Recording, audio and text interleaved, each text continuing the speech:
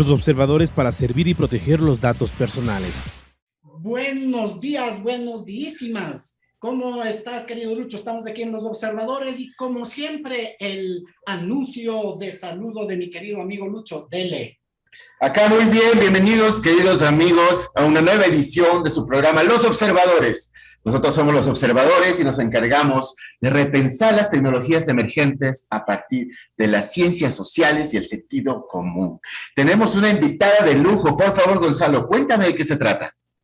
Bueno, ahora vamos a tener una conversación cartográfica, nada menos y nada más con mi querida Paulina Cubillos. Ella es ingeniera geógrafa y presidenta del Colegio de Geógrafos del Ecuador. O sea, es el cargazo, ¿verdad? O sea, aquí no tenemos aquí a cualquiera, ¿no? Cuidado, cuidado. Bien, y para iniciar con este tema, que hoy se denomina El Último Reino, ya les explicaré por qué el nombre, una conversación cartográfica. Querida Pauli, por favor, preséntate. Cuéntanos algo de ti. Muy buenos días, Gonzalo, Luis. Antes que nada, quiero agradecerles por esta invitación a este programa tan importante. Me ha gustado mucho esta introducción que ha hecho Luis al decir que son los observadores y que monitorean los avances tecnológicos, porque precisamente dentro de esa línea, pues, los ingenieros geógrafos nos encajamos perfectamente. Bueno, yo soy ingeniera geógrafa y del medio ambiente. Estudié en la Escuela Politécnica del Ejército, que ahora es la Universidad de las Fuerzas Armadas.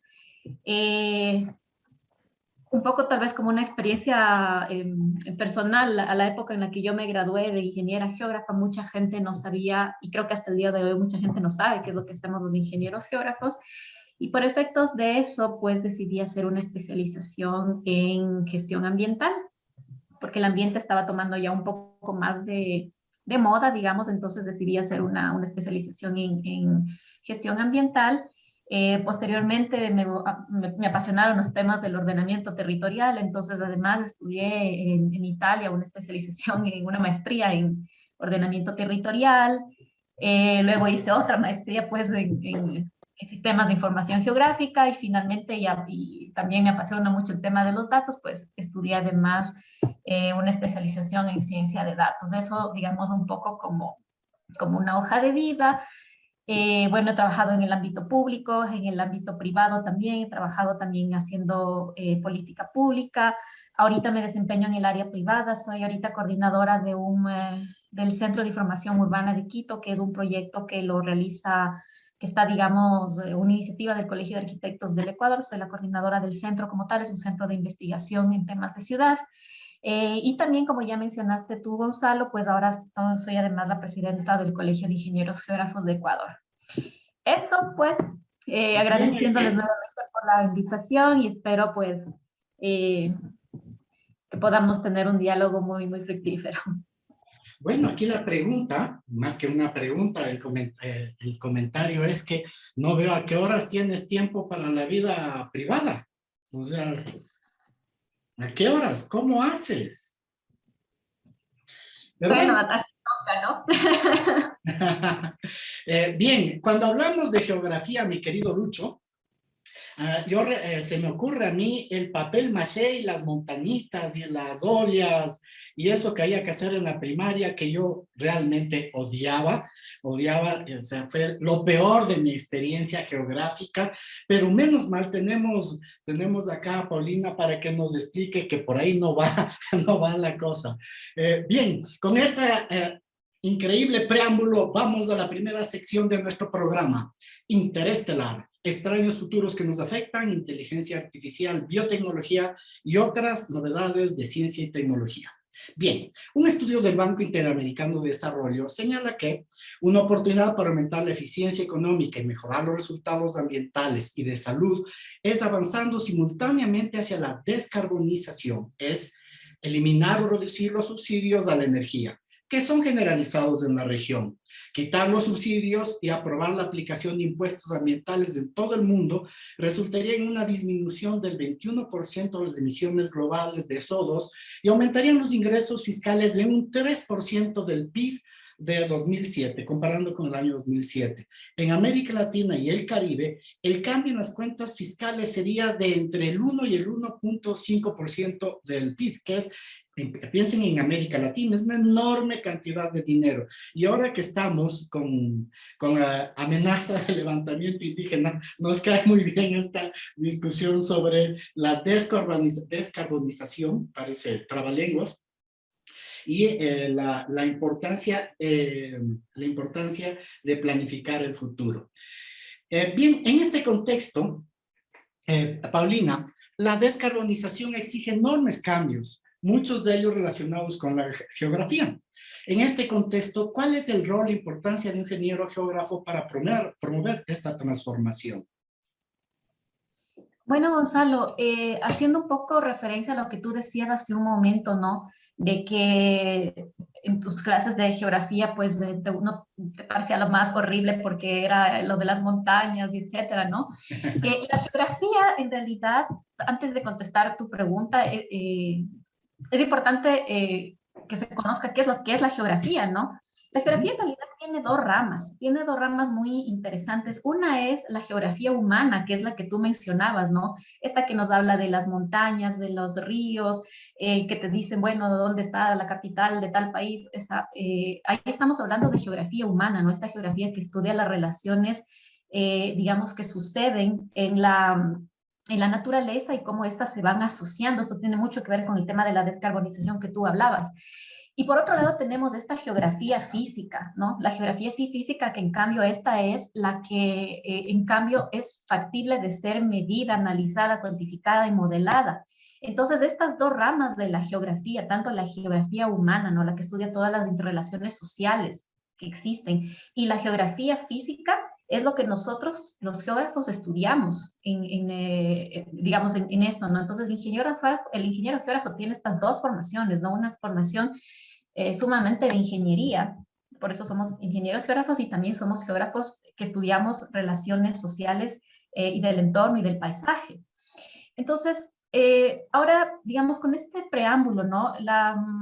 Tú mencionabas acerca de la descarbonización, ¿no? La descarbonización es un término que actualmente se está utilizando muchísimo en los discursos políticos, como instrumentos de política pública, y lo que está apuntando es a que se generen acciones que permitan eliminar el consumo de los combustibles fósiles, ¿no?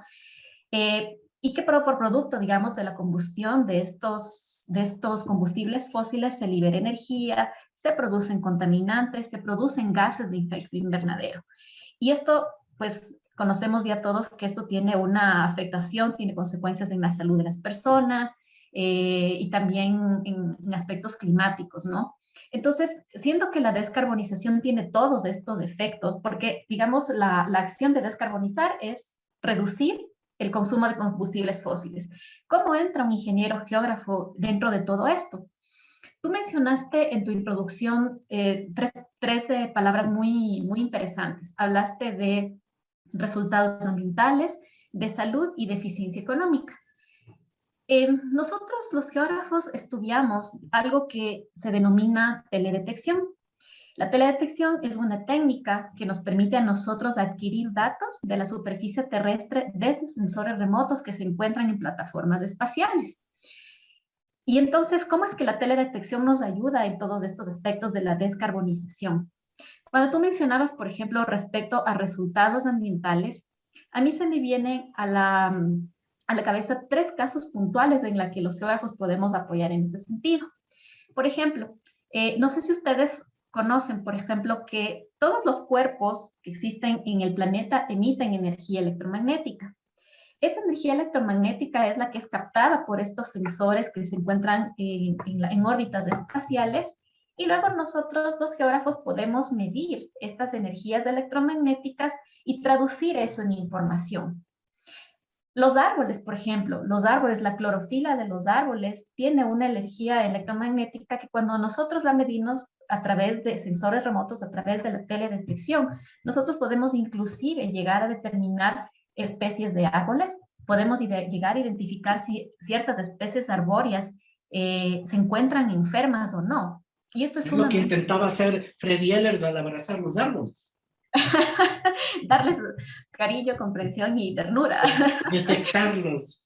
Entonces, Continúa, perdona. sí, entonces, en este paso, digamos, de la descarbonización, si bien el geógrafo no tiene incidencia sobre la reducción del consumo del combustible fósil, que eso implica la descarbonización, lo que nosotros sí podemos es analizar, por ejemplo, o detectar a través de la teledetección, si es que existen especies que están siendo afectadas por este efecto, ¿no? Hay especies que son sumamente sensibles, tanto de animales como vegetales, que son muy sensibles a los cambios de temperatura. A través de las técnicas de teledetección, nosotros podemos, por ejemplo, establecer ciertos sectores en donde existe vegetación que puede estar siendo afectada por un cambio climático y poder reportar esa información para que sí se pueda generar, por ejemplo, política pública. Entonces, ese es uno, digamos, de los aspectos que nosotros podemos contribuir. Otro aspecto, por ejemplo, dado que el consumo masivo de los combustibles fósiles generan calentamiento global y generan este efecto también de islas de calor. A través de estas mismas técnicas de teledetección, nosotros podemos medir los sectores de las ciudades, por ejemplo, en donde existe mayor temperatura. Y en función de eso, podemos generar también sugerencias de política pública. Por ejemplo, si nosotros sabemos que un sector de la ciudad, por ejemplo, adolece, digamos, de temperaturas superficiales muy altas, se puede plantear una política, por ejemplo, para mejorar las áreas verdes, para mejorar el arbolado urbano. Y todo eso, digamos, deriva justamente de análisis de la observación de la Tierra, de la observación de los fenómenos que ocurren en la Tierra. También mencionabas tú, por ejemplo, sobre la salud, ¿no? Existen actualmente estudios que realmente relacionan la calidad del aire con la salud de las personas y también con las afecciones respiratorias. Entonces tú dices, bueno, ¿y qué hace un geógrafo ahí, no? Pues seguramente muchos de los institutos que manejan estas estadísticas sobre afecciones respiratorias, nosotros podemos utilizar esa información y ver si es que efectivamente existe una relación espacial entre, por ejemplo, afecciones respiratorias derivadas, digamos, que podrían, digamos, derivarse de que se encuentran estas personas de sectores con alta contaminación ambiental, por ejemplo, ¿no? Y hacer una relación de cuál es la relación de esas afecciones, la ubicación de estas personas respecto a ciertos patrones ambientales. Entonces, como tú ves, realmente todo lo que ocurre en un territorio es sujeto de ser medido y mapeado. Y es esta relación, digamos, espacial que existe la que el geógrafo analiza y puede dar soluciones a esos problemas. Ahorita estábamos hablando, por ejemplo, del tema de salud, ¿no? Quizá podemos nosotros descubrir, por poner un ejemplo, ¿no? Que exista un patrón recurrente de afecciones respiratorias recurrentes en un determinado barrio de Quito, ¿no? Por poner un ejemplo. Y al nosotros analizar las condiciones ambientales de ese sector, descubrimos, por ejemplo, que el tráfico en esa zona es muy abundante, que hay una calidad de espacio verde muy mala, que no existe arbolado, que a lo mejor digamos, las líneas de transporte que pasan justamente por ese barrio está compuesta por autobuses de muy mala, que combustionan muy mal, ¿no? Entonces todo eso, cuando tú lo vas poniendo sobre un mapa, vas entendiendo cómo todos estos elementos se van relacionando y por qué deriva en un efecto ya visible que es la salud de las personas. Entonces, todo esto está asociado siempre al tema de la descarbonización, ¿no? También mencionabas tú, por ejemplo, el tema de la eficiencia económica. No sé si ustedes han escuchado que últimamente, inclusive a partir del Acuerdo de París, se habla de este tema de la ciudad de los 15 minutos. La ciudad de los 15 minutos no es más que un concepto que te dice que las personas deberían poder encontrar todo aquello que requiere como medios de subsistencia en un rango caminable de 15 minutos. ¿Y cómo es que los geógrafos entramos en esto, no? Precisamente analizando los patrones que existen en las ciudades, ¿no?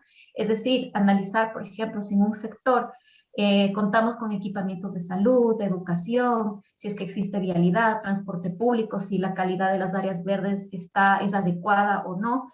Y esto plasmarlo en un plan en una planificación de ciudad para que las personas puedan no tengan que movilizarse. Al momento que tú diseñas una ciudad en este concepto, ¿no? Bajo este paraguas de la ciudad a los 15 minutos, lo que estás haciendo es dotarle de todos los medios de subsistencia, digamos, para las personas y evitar que esta persona se tenga que mover mucho. Y el hecho de que esta persona ya no tenga que moverse mucho significa menos emisiones, menos uso de transporte público o de vehículo particular, y por lo tanto que tengamos que, como nosotros, como seres humanos, pues reducir nuestras emisiones de CO2 porque utilizamos nuestro vehículo o porque usamos el transporte público. Entonces, si ves, todos estos aspectos están asociados no directamente a lo que es la reducción o el mejoramiento de la calidad del combustible, pero sí cómo nosotros podemos proponer medidas de mitigación a estos problemas. Pauli, te escucho y me resaltan dos temas, ¿no? El tema de la política pública, que ya lo señalaste, y el tema de la planificación, ¿no?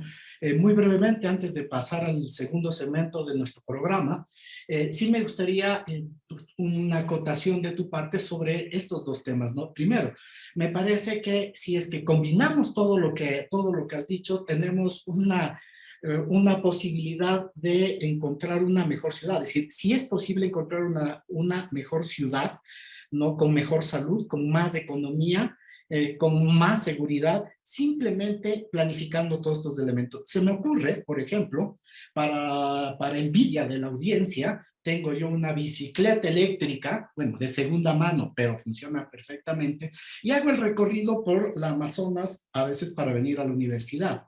Pero no hay un sistema que conecte las diferentes vías, ¿no? Y que facilite la bicicleta. Esa vía del Amazonas es genial, pero yo vivo en Cotocollao y para llegar al Amazonas corro riesgo de que me medio asesinen nuestros responsables conductores locales, ¿no? Entonces ahí tienes un tema de planificación, de disminución, pero si a esto le sumamos una movilidad eléctrica, más los 15 minutos de tener yo a mano servicios públicos, de tener alimentación, de tener la seguridad, ¿no? Si a eso le sumamos, le sumamos estos elementos, tenemos una dinámica local de empleo y de empleabilidad muy alta. ¿Qué te parece? Sí, estás totalmente en lo correcto, ¿no? De hecho, se están dando pasos muy importantes, ¿no? Aquí en el Ecuador en ese aspecto, al menos a nivel normativo, ¿no? En el año 2017 salió en vigencia la Ley de Ordenamiento Territorial, Uso y Gestión del Suelo. Esta ley básicamente lo que hace es obligar a los municipios a que hagan esta planificación de una manera integral y tomando en cuenta todos los elementos que hemos mencionado aquí, ¿no? Aspectos económicos, ambientales, sociales, aspectos también de movilidad, en fin, digamos, toda la integralidad de la planificación. Entonces, en el aspecto, digamos, normativo, el Ecuador tiene un avance muy, muy bueno, si bien es cierto, la ley puede ser perfectible. Hace 2 semanas aproximadamente, el 13 de septiembre, me parece, fue que venció el plazo para que todos los municipios del país entreguen a la Superintendencia de Ordenamiento Territorial sus planes de desarrollo y ordenamiento territorial y otro instrumento que es el Plan de Uso y Gestión del Suelo. Entonces, esto de la forma en cómo está construida la ley y su reglamento hace que los municipios empiecen ya a tener que tomar en consideración todos estos aspectos. Entonces, claro, hay municipios que están un poco más adelante en estos temas, hay otros que por la obligatoriedad de la ley, pues los forzaron a utilizar estas tecnologías para hacer la planificación, pero estamos en un buen camino. Entonces, ahora pues habrá que ver cómo las distintas ciudades han hecho sus planificaciones y ver cómo efectivamente van dando resultados, ¿no? Entonces hemos dado como país un paso muy, muy interesante. Tal vez aquí hacer un paréntesis, Gonzalo, si me permiten, ¿no? En algún momento hubo una iniciativa desde la Asamblea Nacional de derogar la Ley de Ordenamiento Territorial, lo cual realmente en su momento hubo un grupo hubo mucha participación ciudadana y profesional que instó a la Asamblea Nacional de aquel entonces a que no derogue la ley de ordenamiento territorial, porque finalmente estos instrumentos son los que abocan a que los municipios planifican y que los recursos económicos vayan en función justamente de un plan de largo plazo. Entonces, ahora tenemos una superintendencia de ordenamiento territorial cuyo papel es muy importante porque son los veedores de que todos los municipios cumplan aquello que han planificado.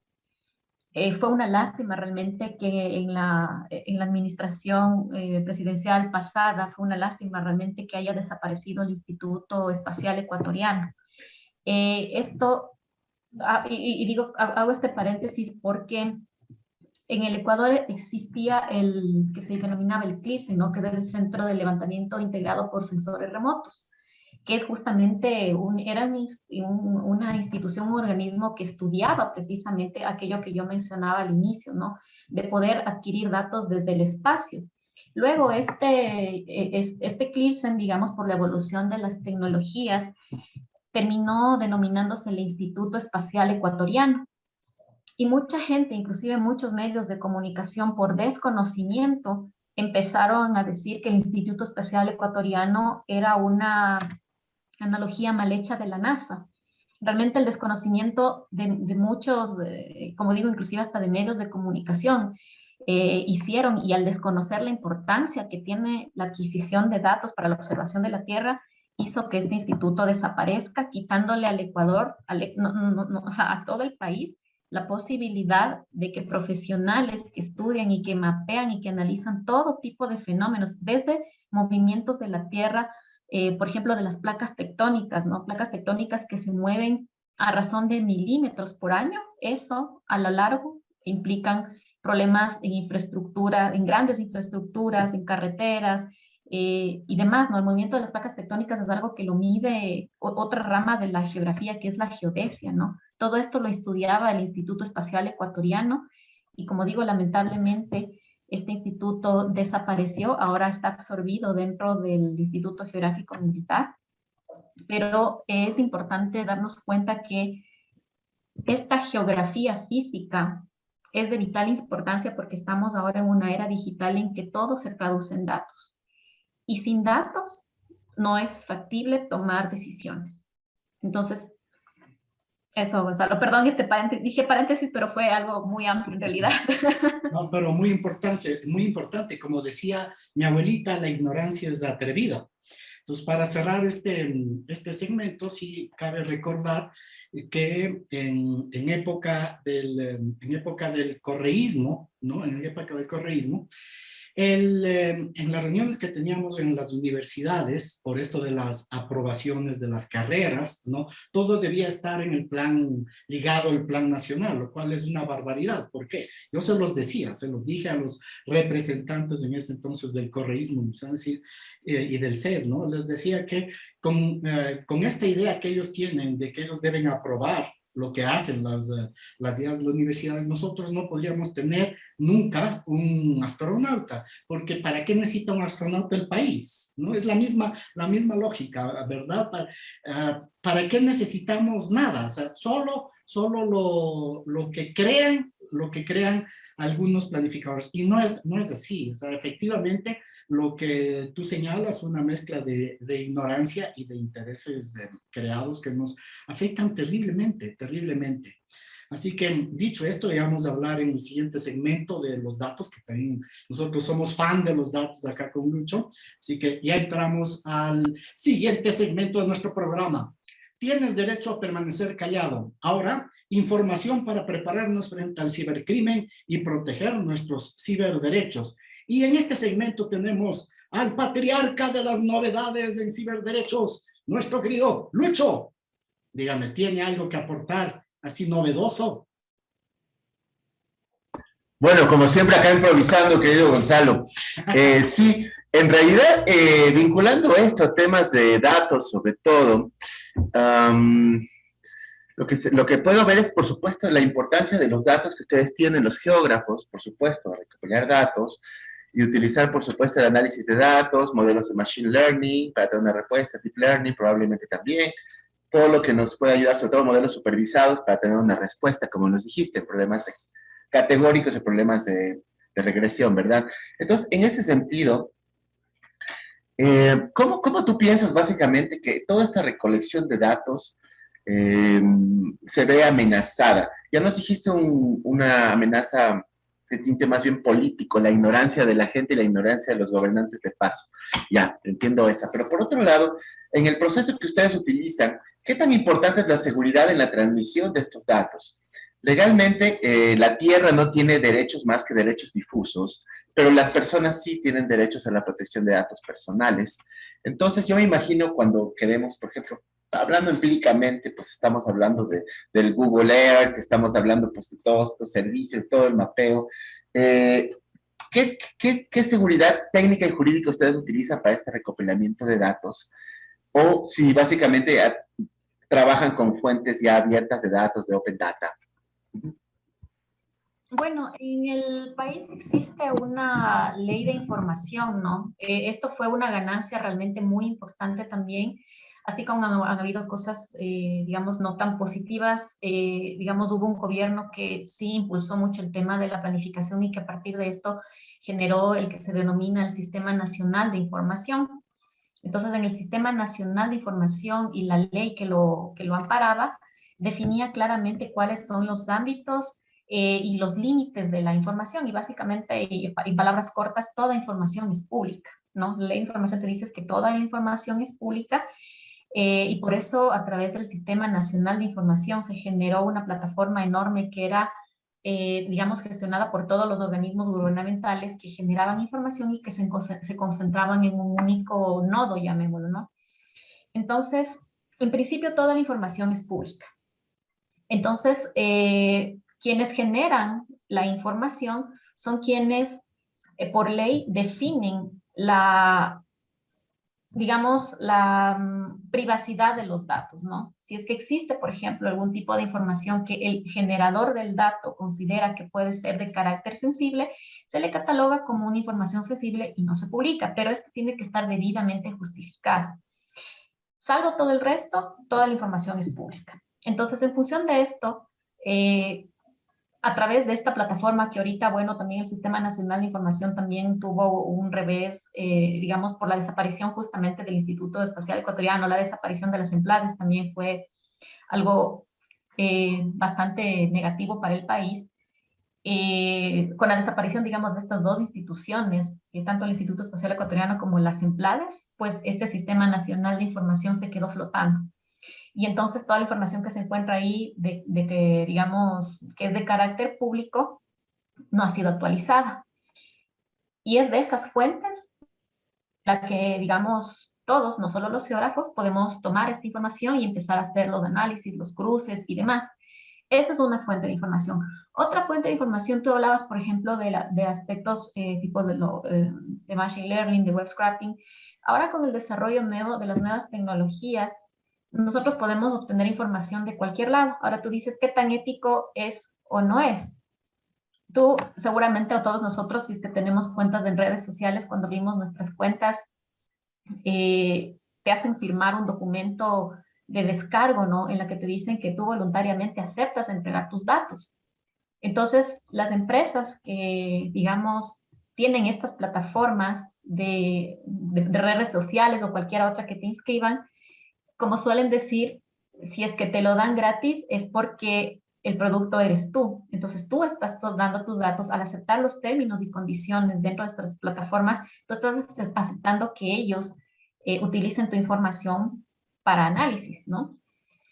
No sé si ustedes recuerdan que me parece que por febrero de este año hubo un gran escándalo, digamos, a nivel mundial, que WhatsApp, por ejemplo, dijo que iba a cambiar los términos y condiciones de la privacidad de los datos, ¿no? Y por efecto de eso un montón de gente se salió y se cambió a Telegram. Perdón, no sé si puedo decir marcas, pero en el programa, pero mucha gente que estaba en WhatsApp dijo, ok, yo ya sabía que que me estaban usando mis datos, pero ahora que me dicen abiertamente que van a comercializarlos, me cambio.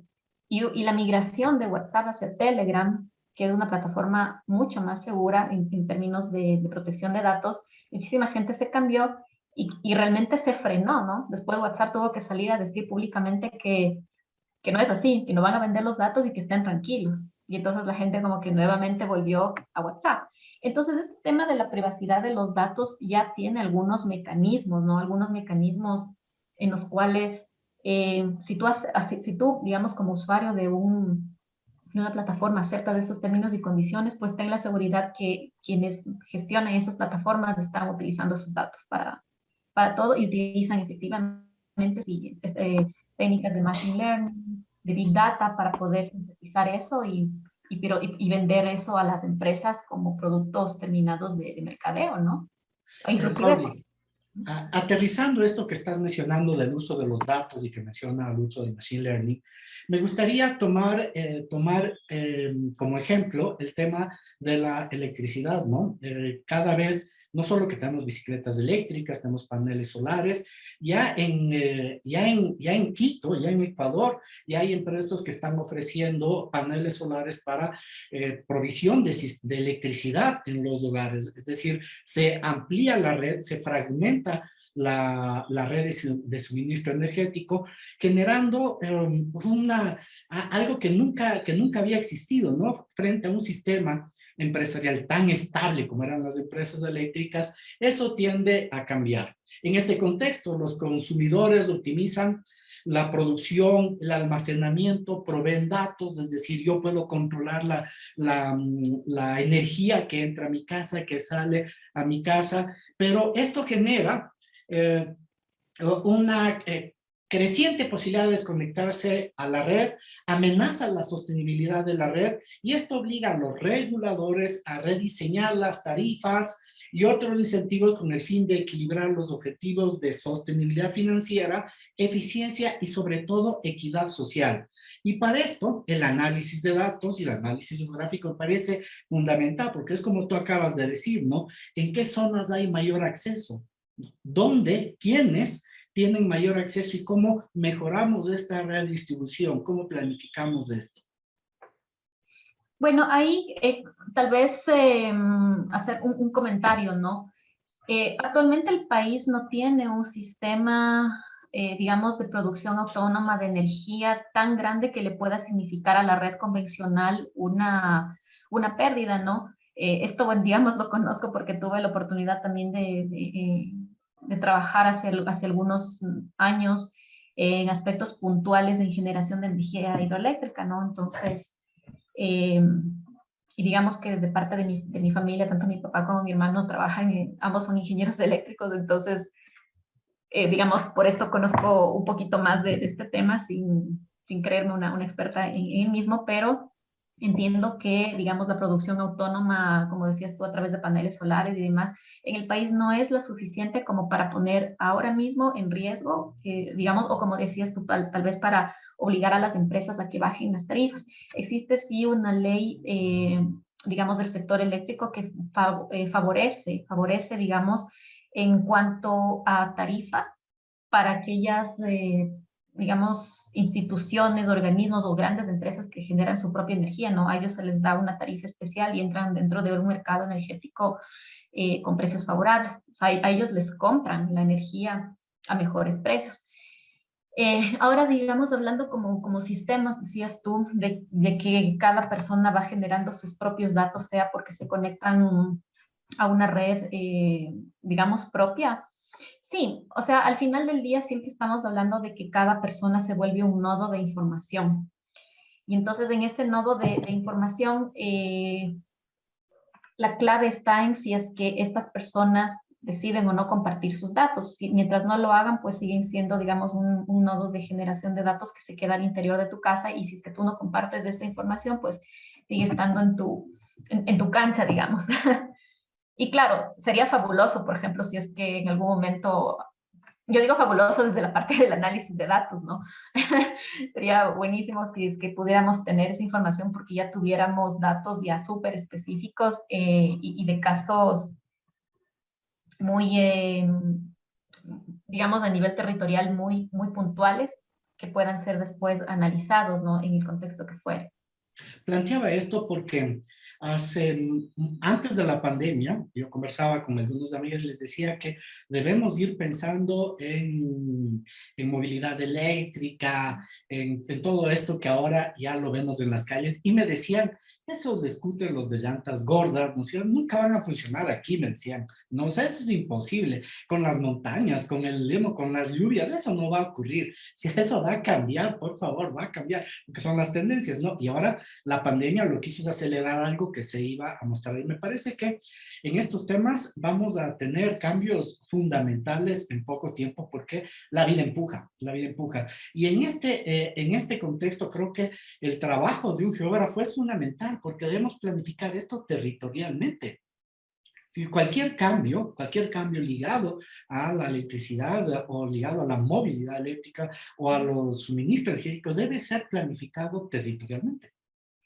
Sí, tú decías hace un momento que tú circulabas por la avenida Amazonas, ¿no? La ciclovía. Conozco que hay algunas iniciativas ciudadanas que, bueno, como digo, no sé si es correcto mencionar marcas o empresas, pero bueno, hay un colectivo que se llaman las Carichinas en Bici. Entonces, a través de una organización internacional, y por ejemplo, a las Caricinas en bici les dieron dispositivos de GPS que a través de los cuales iban monitoreando las rutas por las cuales ellas circulaban, ¿no? El objetivo de este monitoreo era un poco, en principio, como una medida para ver si, de seguridad, ¿no? Para ver si es que, o sea, que ellos reportaban, digamos, incidentes.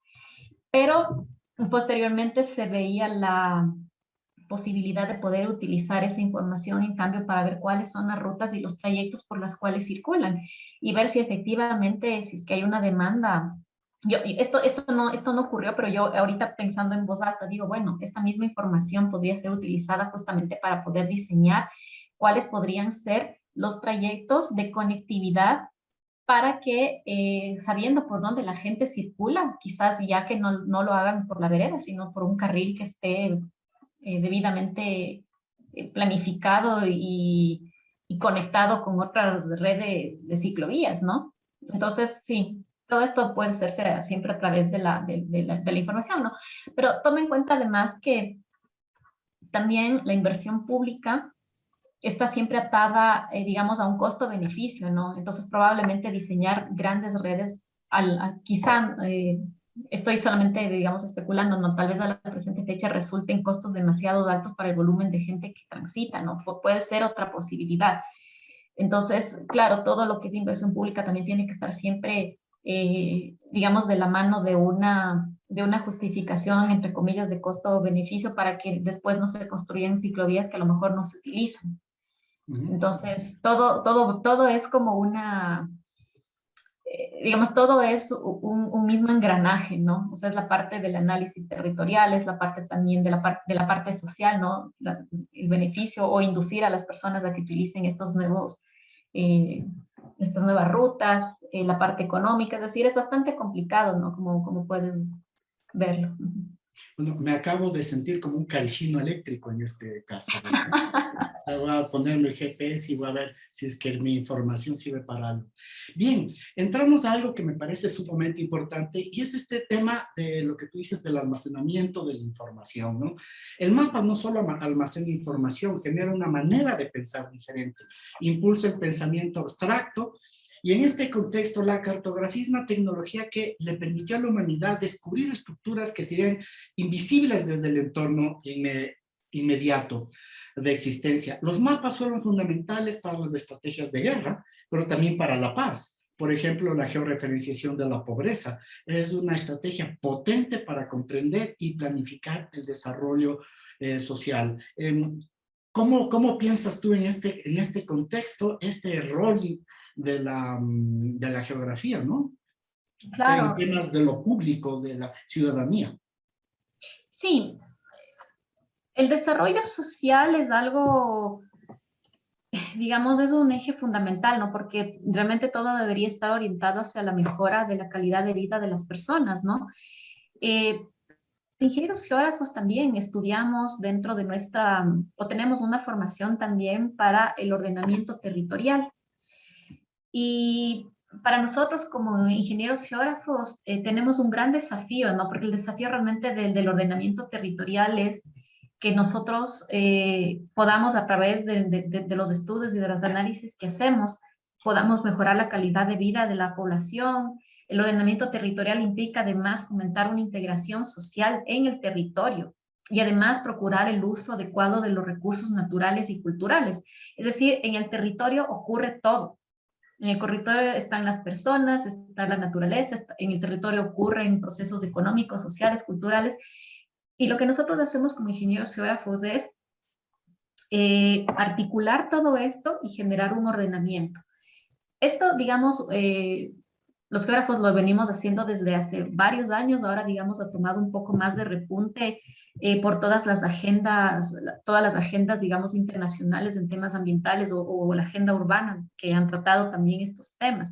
Entonces, en este aspecto, las geociencias, que digamos, la geociencia sería, digamos, todos los aspectos que agrupan lo que estudia un ingeniero geógrafo, juegan un papel muy importante porque el conocimiento que nosotros tenemos nos permite a nosotros que podamos incorporar muchas visiones existentes en el territorio, ¿no? Y había dicho, ¿no? Una visión social, económica, ambiental, pero además que nosotros podamos aplicar las nuevas tecnologías de información para que podamos analizar y a través de esto que nosotros propongamos soluciones. Todo esto siempre, digamos, en el marco de que podamos proponer ciudades o territorios sostenibles, porque ahora estamos viendo que, digamos, esta vinculación entre lo rural y lo urbano cada vez se va, no es que ahora se está cerrando, sino que ahora la gente observa, ahora las personas ya tenemos, digamos, más conciencia de que la relación urbano-rural son muy estrechas. Y en este aspecto, pues el ingeniero geógrafo tiene un papel fundamental porque nosotros estamos totalmente, digamos, capacitados para poder comprender estos fenómenos, las interrelaciones, modelarlas y proponer soluciones. Todo lo que ocurre en el territorio es mapear, todo. O sea, tú te pones a pensar en algo y dices, esto lo puedo mapear, lo puedo estudiar, lo puedo proyectar, analizar. Y tú decías, por ejemplo, claro, que el mapa hizo tangible algo que era antes intangible. Entonces, sí, efectivamente, digamos, mapear la pobreza es factible.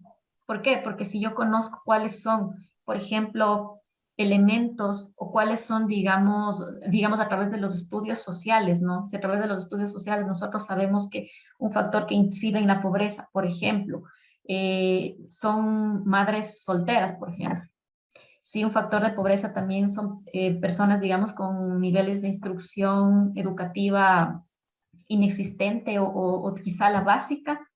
A través de la información, por ejemplo, que proveen los censos de población y vivienda, nosotros podemos identificar cuáles son los sectores en los que esos factores están ocurriendo y decir, ah, ok, acá yo tengo un sector en donde hay estos factores, entonces posiblemente acá yo tengo que generar en este sector, generar una política pública que mitigue esos elementos de pobreza. Entonces, si tú ves, inclusive todo lo que son ciencias sociales siempre responden a una razón, y esa razón te aseguro que es mapeable. Bien, todo es mapeable. De hecho, recuerdo un texto maravilloso, ahora no el autor, pero de una autora que se llama Geografía del Cuerpo, que es maravilloso, ¿no? Es maravilloso ese texto. Ahí se lo recomiendo a la audiencia. Bien, vamos a la tercera sección de nuestro programa, Tecnomúsica y Tecnocine. Un momento para escuchar y ver la tecnociencia en el cine. Y voy a escogido para este programa The Last Kingdom, es el último reino, ¿no?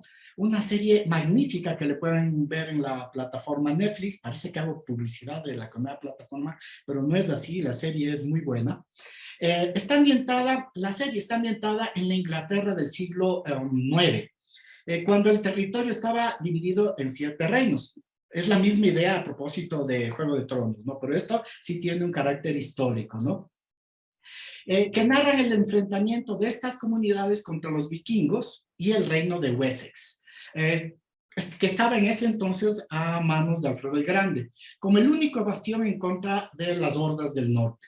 El protagonista de la ficción es Utrecht, de Bebamburg, ¿no? Suena muy bonito. Crea un personaje de ficción, pero que pertenece a una región real. Es un hombre criado por los invasores que asesinaron a sus padres, unos nobles sajones, dividido entre sus orígenes y aquellos que le han criado. Es como si no perteneciera a ninguno de los dos bandos y por ello su lealtad siempre estará a prueba. No obstante, elige luchar por sus derechos de nacimiento y esa decisión es el punto de partida que detonará el relato. He tomado esta narración de la plataforma Spin-off. Perdón. Ahora, ¿por qué elegí esta serie? Porque uno de los protagonistas de este relato son los mapas. Es decir, pasamos de las tribus a la civilización mediados por los mapas, ¿no? El noble, Alfredo el Grande, le explica a sus hijos, ¿no?, cuál es el reino, ¿no?, cómo están distribuidos, y lo obliga a memorizar.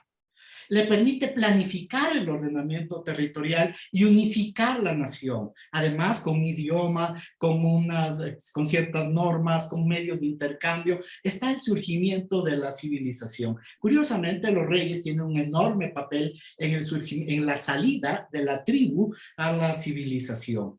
Bien, de esta serie vamos a escuchar un tema que se llama Luna de Sangre, muy atinado, que está compuesta por John Lund, que es el compositor de series como Downton Abbey, que es la vida de una familia aristocrática británica que les invito a mirar. Es hermosa esa serie, parece muy aburrida por lo de la vida aristocrática, pero para nada lo es. Y vamos a escuchar pues en este momento Luna de Sangre. Regresamos después de este interesantísimo segmento y esta canción así tan elocuente musicalmente. Vamos a ver, Paulina, para ir ya finalizando, te tengo el tema así como que redondo para la siguiente pregunta. El desarrollo de la tecnología GPS, ¿no?, que provocó una disrupción en la manera de entender nuestra relación con el espacio. Todas las aplicaciones registran la memoria de dónde estuvimos y dónde estamos. ¿Qué opinión te merecen estos cambios desde el punto de vista de tu profesión? Recordemos lo que acabamos de conversar sobre este rol del mapa para el surgimiento de la civilización, de los mapas, ¿no? Pensemos en esta nueva civilización con mapas, digámoslo así, vivos, dinámicos. Totalmente de acuerdo con lo que dices, Gonzalo, porque la ingeniería geográfica ha evolucionado muchísimo, ¿no? Y yo recuerdo cuando estudiaba en la universidad, nosotros hacíamos mediciones en campo con los teodolitos. Inclusive teníamos ni siquiera los teodolitos electrónicos que existen ahora o las estaciones totales, sino eran los teodolitos estos que tenían una regla de madera que se llamaba una mira inversa, se llamaba. Entonces, la ingeniería geográfica ha evolucionado mucho, ¿no? Y su rol siempre ha sido hacer estas mediciones en el territorio de algo. El geógrafo mide algo en un territorio con alguna técnica. Entonces, esta es una de las carreras que en términos de evolución de tecnología se ha visto muy beneficiada por esta explosión de la generación de información. Porque mientras hace varios años atrás un geógrafo tenía que sacar mediciones del territorio, por ejemplo, de la topografía, por poner algo sencillo, tenía que hacerlo a través de un instrumento quizá manual, tenía que ir a lo que se denominaba el gabinete, a estar sacando los datos manualmente, poniéndole por ahí en una hoja de Excel, calculando las poligonales, sacando los ángulos, distancias, etcétera, para poder sacar cómo estaba perfilado un territorio. Te hablo desde varios años atrás. Ahora tenemos esta ventaja increíble de que ya no necesitamos hacer tanto estas mediciones en campo, sino que la información ya se encuentra disponible. Y entonces esto a nosotros, digamos, como profesionales que somos expertos en la gestión de información, nos abre un universo enorme de posibilidades de tener mayor información, mayores datos y mejores precisiones. Es súper importante, por ejemplo, para alguien que estudia las ciencias geográficas, que la información sea de calidad. Y cuando tú abres este espectro, por ejemplo, de la información que tú dices, ¿no? Por ejemplo, de los GPS, de la información que se encuentra en Google Earth, de toda la información que ahorita está disponible a través de los satélites, muchas de ellas es información gratuita, realmente esto para nosotros es un beneficio mucho mejor porque inclusive en términos de poder contrastar información y calidad, nos permite sacar resultados mucho más certeros de lo que sea que estemos midiendo. Por eso es que yo partí contestando esta pregunta indicando que la ingeniería geográfica ha evolucionado mucho, ¿no? Porque nosotros antes hacíamos mediciones quizá manuales en campo, por ahí luego teníamos una estación total, luego teníamos un teodolito, ahora tenemos inclusive la facilidad de los aviones no tripulados, que comúnmente se conocen como los drones, ¿no? Ahora todo el mundo quiere volar un dron, tener un dron. La clave está en que la adquisición de esos datos, pues, digamos, de carácter masivo, son utilizados para determinados fines. Entonces, desde el punto de vista de mi profesión, es algo sumamente positivo, pero que nos aboca a un desafío mucho más grande. Porque si bien es cierto, como te decía, quizá antes la adquisición de datos era manual, tú tenías pocos datos. Ahora, esta explosión de información a lo que nos lleva a nosotros como profesionales, como desafío, es que ahora ya la problemática ya no es no tener información, sino tener un montón de información. Y ahí es en donde nosotros empatamos con lo que últimamente ya se viene hablando desde varios puntos de vista, ¿no? La Big Data. Ahora ya el problema ya no es la falta de información, ahora es el problema, entre comillas, es la abundancia de información y de que esa abundante información pueda ser debidamente gestionada, tabulada y convertida en conocimiento. Entonces, ahora el desafío del geógrafo es más bien cómo manejo esta cantidad enorme de datos. ¿Qué hago yo con 30 teras de información de un territorio para analizarla y poder ver qué es lo que está ocurriendo en el territorio? Entonces ahí nos vamos mezclando con otras profesiones también, ¿no? Con gente, con matemáticos, con estadísticos, con ingenieros en sistemas, ¿no? Que nos permitan ir analizando esta información para luego eso, sí, ese volumen gigantesco de datos, poderlos traducir a conocimiento y que eso en algún momento efectivamente también se traduzca a política pública, ¿no? Entonces, eso es lo que nos queda ahora por delante. Ya no es, como digo, el problema ya no es la falta de información, ahora el problema es, tengo un montón de datos, ¿cómo hago un buen análisis con esta cantidad enorme de datos, entre las cuales puede haber información buena, puede haber información mala, puede haber información que salga del comportamiento normal, ¿no? Tienes un grupo de datos gigantesco y por ahí tienes un dato que dices, ¿y esto de dónde salió, no? Entonces, analizar qué pasó con ese dato atípico, qué está sucediendo, qué implica que existe ese dato atípico. ¿Es un error o quizá es el dato que en realidad me va a explicar todo el fenómeno?